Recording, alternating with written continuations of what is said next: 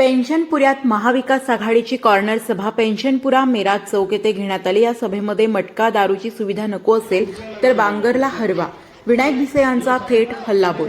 आगामी नगरपरिषद निवडणुकीच्या पार्श्वभूमीवर नगराध्यक्षपदाच्या उमेदवार अर्चनाताई श्रीराम भिसे यांच्या प्रचारार्थ हिंगोलीतील पेन्शनपुरा भागातील मेहराज चौक येथे महाविकास आघाडीची कॉर्नर सभा झाली।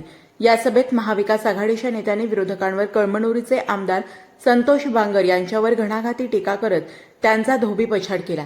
बांगर यांच्या काळ्या कारनाम्यावर उभाटा गटाचे नेते विनायक भिसे, वसीम देशमुख, संदेश देशमुख, माजी खासदार शिवाजी माने यांनी आपल्या भाषणात आमदार संतोष बांगर यांच्या घणघातच आरोप केले।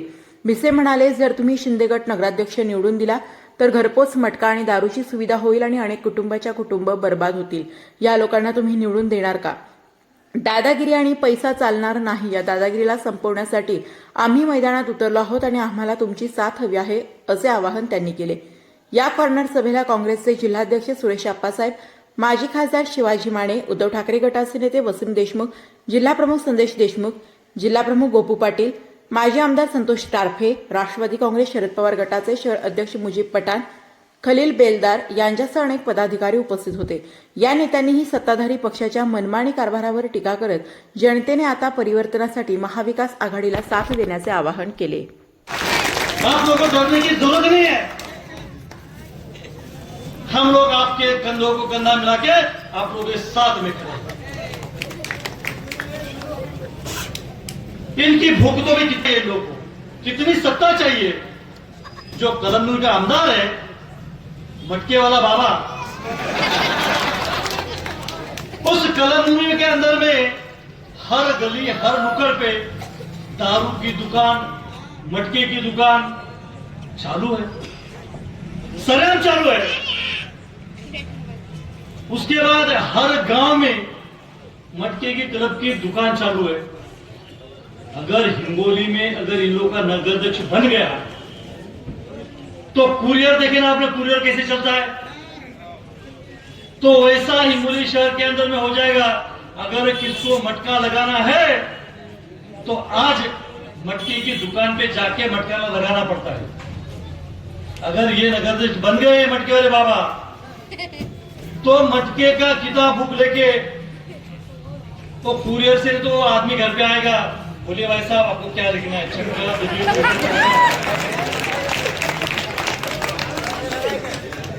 वो घर पहुंच सुविधा देनी शुरू हो जाएगी। अगर किसी को दारू पीना है तो उसको दुकान पे जाना पड़ता है, दारू की दुकान पे वहां पैसे देना पड़ता है, बाद में दारू मिलती है। अगर हिंगोली शहर का नगर से उनका बन गया तो उनका आदमी घर पे आएगा बाइक लेके, घर पहुंच सुविधा देगा। कौन सी होना, देसी विलायती, ये सुविधा दी जाएगी। अरे अपने लोग नशेड़े हो रहे, अपने लोग बर्बाद हो रहे, और ये लोग लाडली बहन बोलकर 1000 रुपए दे रहे, 1000 रुपए दे रहे। वसीम भाई ने बोले वो डुप्लीकेट नोटा, वो भी देख लो जरा। बसमत वाशिम के 2-4 दिन पहले ऐसे ही कोई भी नेता ने नोटा बांटे, उसके अंदर में डुप्लीकेट नोटा निकले, एक गुना दाखिल हो गया। यहां पर भी अपने ऊपर ये परिस्थिति नहीं होना चाहिए। तो ये नकली नोटा भी बांट रहे, देशद्रोह का काम तक कर रही है। तो ये परिस्थिति हिंगोली के अंदर होने वाली है। ये दादागिरी करने वाले लोग, ये आजम कॉलोनी की ये महीना भर पहले की एक घटना है।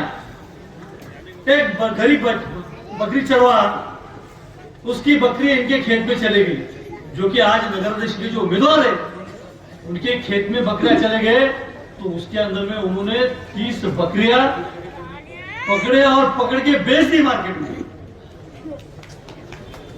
और बेच दी और 5 बकरियां काट दी। ये आतंक नहीं, ये दादागिरी तो क्या है? ये लोगों को बोलते हैं आतंकवादी, ये खुद ही आतंकवादी है। ये कुछ मुट्ठी भर लोग जो कि एक गली पूरते मर्यादित है, सिर्फ एक मोहल्ले के पूरते लोग हैं, लेकिन पूरे जिले के ऊपर राज कर रहे हैं। और अपनी इतनी बड़ी संख्या में लोग हैं।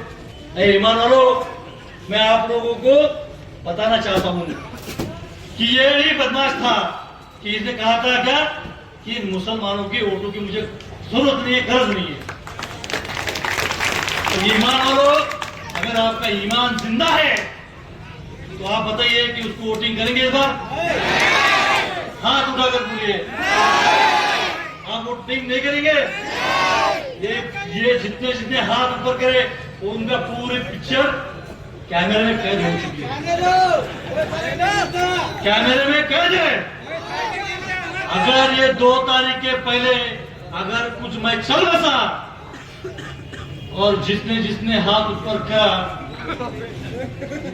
तो मैं उसको भूत होके लगूंगा। बेटा, बहुत कुछ बोलना है, बहुत कुछ भाषण करना है, लेकिन माने साहब कुछ टाइम देना बहुत जरूरी है क्योंकि बहुत सारे वक्ता है। सभी 2 तारीख को हमको बहुमत से प्रचंड हमारी महाविकास आघाड़ी को भारी बहुमत से जिता देना चाहिए। यही आप लोगों से दरखास्त करता हूं। और निशानी, हम लोग की निशानी मशाल है, तो मशाल के ऊपर में 2 तारीख को ज्यादा से ज्यादा मतदान करके हमें जिता दीजिए। यही करने के लिए मैं आप लोगों से आया हूं। और जाते जाते फिर एक शेर बोल देता हूं। वो भी कहना तो जमीन हमसे न बेचा गया, तो इसलिए बोल रहा हूं कि पैसों की बहुत चर्चा हो रही है। उधर उनसे पैसे कमाए हुए 2 साल से बेईमानी करके, गद्दारी करके इन्हें 100 खो के लिए 100 खो के कितने होते? 100 करोड़ 100 खो के आणि खाऊन 100 खो के खाऊन ना आघाड़ी हिंगोली शहर के अंदर में हुई वाली है। तो महाविकास आघाड़ी में जहां जहां पर मशाल दिखेगी वहां पर बटन दबा देना, जहां जहां पंजा दिखेगा वहां पंजा को जिता देना, और जहां तुतारी होगी वहां तुतारी जिता देना। तो ये पैसे का बहुत माहौल था, तो इसलिए मैं बता रहा हूं, जमीन हमसे न बेचा गया, जमीन हमसे न बेचा गया, जमीन हमसे न बेचा गया, वरना शाम तक अमीर हो जाते। जमीन हमसे न बेचा गया वरना शाम तक अमीर हो जाते। वाकिफ तो हम भी है, वाकिफ तो हम भी है मशहूर होने के तौर तरीकों से, वाकिफ तो हम भी है मशहूर होने के तौर तरीकों से, परजिद है जीने के अपने अंदाज से। धन्यवाद। जय हिंद, जय महाराष्ट्र। पूरे तरीके से कोशिश की जाएगी कि ज्यादा से ज्यादा वोट दिए जाए और विन इंशाअल्लाह कामयाबी हमारी नजदीक है। फिक्र ही मत करो, इंशाअल्लाह कोई बात ही नहीं। उसके अंदर 2 सेना है तो सबको मालूम है कि ये सेना कौन सी है, उद्धव साहब ठाकरे की। वो सेना, वो एनसीपी, वो बीजेपी, ये तीनों सगे भाई है ऊपर, सब समझ सकते हैं। माने साहब, यहाँ का जो तबका है, किसी ने बेवकूफ नहीं समझना कि इसको खड़ा करे तो इसको वोट जाता, इसको खड़ा करे तो उसको वोट जाता। कोई समझाने की जरूरत नहीं है हमारे को। हम नन्हे नादान बाबा नहीं है, और ये समाज कोई इलिटरेट ड्राइवर नहीं है। हर घर में 5-5, 4-4 ग्रेजुएट बच्चे हैं हमारे मुसलमानों के अंदर। किसी किस्म की कोई समझाने की कोई जरूरत नहीं है उसके अंदर। इंशाअल्लाह हर साहिब समझ मुसलमान, हर साहिब समझ अल्पसंख्यक हर तरीके से उद्धव साहब ठाकरे साहब के इस कैंडिडेट, और खास करके बोलूंगा कि मर्द मुजाहिद और शेर होना, तो सामने शेर अल्लाह ने पैदा कर दिया, और अपने विनायक हिस्से के नाम के सूरत के हिसाब से अपने सामने साथ में एक शेर खड़े कर दिया है। और रहा सवाल किसी को डरने का, धमकाने का या डरने डराने का, तो ये हमारे हिस्ट्री में तो है नहीं। ये छोटा बच्चा, अगर ये 10 साल 5 साल का बच्चा भी है, इसको भी अगर कोई धमकाने की कोशिश करे तो सिवाय अल्लाह के कोई से डरने वाला कोई नहीं है। इन्होंने आगे और बोला है कि ऊपर जो है ये तीनों की पार्टियां एक ही जगह पे है, और खुर्ची के लिए यहाँ 3 जगह होके लड़ रहे, चाहे वो बीजेपी रहो, चाहे वो सिंधी सेना रहो, चाहे अजित दादा की पार्टी रहो। और हम 3 दल के होके सेकुलर जहन के रहने की वजह से एक ही पार्टी में एक ही आदमी को मैंने भी मेरे बेटी का ऐलान कर दिया था कि अभी अपन उसको खड़ा करेंगे, आपने उसकी बाइट भी सुनी होगी। लेकिन हमारे पास क्या रहता, तीनों पार्टियों में से मिलने के बाद, बैठने के बाद जब अपन एक आदमी को मुकर्रर करते तो सब मिलके उसको सपोर्ट करते, इसलिए हमने हमारे बेटी का जो है अर्ज वो वापस ले लिया। अपने सबको एक सेकुलर जहन के एक अच्छे आदमी को चुन के देना है। और खलील साहब ने बोला कि ये कौम किसी से डरने वाली नहीं है शायद सिवाय ऊपर वाले के, तो वैसा ये कौम हर चीज के हद तक, कभी भी हम बहुत बार अभी व्यवहार में भी जाते तो हम पूछते भाई दीनदारी वाला आदमी है क्या, पास टाइम वाला आदमी है क्या, तो हम आंख बंद करके उसके साथ, हमारा तो खैर 2-4 पीढ़ियों से अपने सब समाज के साथ में हमारा ज्यादा साबित है। हर वक्त दिन के लोगों ने मेरे दादाजी को, मेरे पिताजी को, हमारे छोटे भाई साहब को साथ दिया है, और हम दिन वाले लोगों के सबके हम कर्जदार रहते हैं जिंदगी। मैं तो जिंदा हूँ जब तक कर्जदार हूँ, इसलिए हमारे कुछ लोगों ने बोला कि मैं क्या और पक्ष में प्रवेश करने वाला हूँ, तो ये झूठी अफवाहें लोगों ने फैलाए, क्योंकि अच्छे आदमी को दाग लगाने की सोची वाली है इन्होंने। बाकी मैं ज्यादा नहीं बोलूंगा, लेकिन एक बात बोलूंगा कि मैं अन्ना के पीछे सब ताकत से रहो और अपने वोट दूसरे जगह 4 जगह तकसीम मत होने दो, ताकि अपने से जो दुश्मन है उनको उसका फायदा ना मिले।